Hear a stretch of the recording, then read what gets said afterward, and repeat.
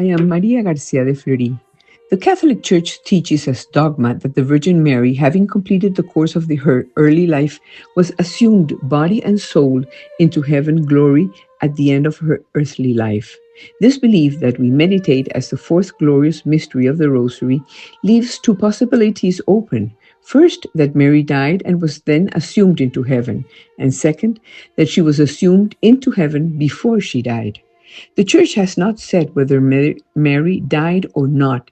It only says that Mary made the transition from her temporal life to eternity with God. The death of Jesus on the cross is a real event. This can serve as an argument that if her son Jesus died, Mary must also have died. We just don't know how.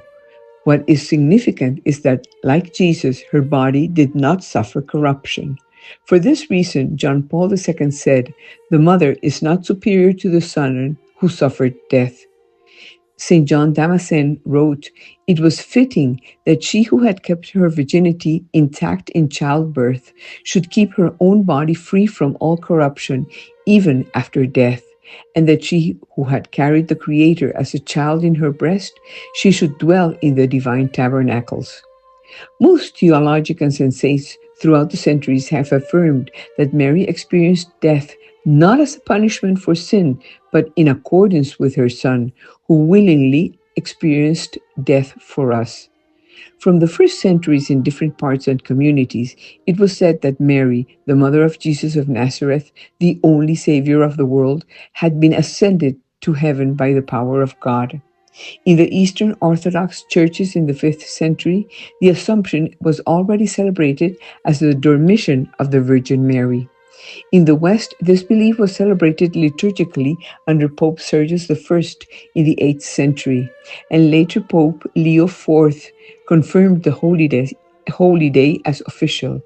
The theological debate on the Assumption continued after the Reformation and reached its high peak when Pope Pius XII defined it as a dogma of the Catholic Church on November 1st, 1950, in the Apostolic Constitution called Munificentissimus Deus, where he affirms the elevation of the body of Mary to heavenly glory, declaring this truth as a dogma divinely revealed by God and infallibly proposed as such by the magisterium of the Church.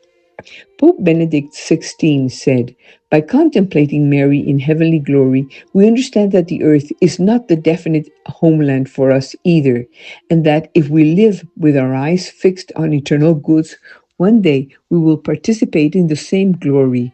Therefore, we must not lose serenity or peace, even in the midst of thousands of daily difficulties.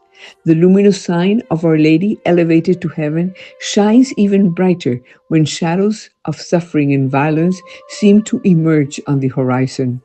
We can be sure that from above, Mary follows our steps with sweet care, dissipates the darkness in moments of difficulty and anguish, and calms us with her maternal hand.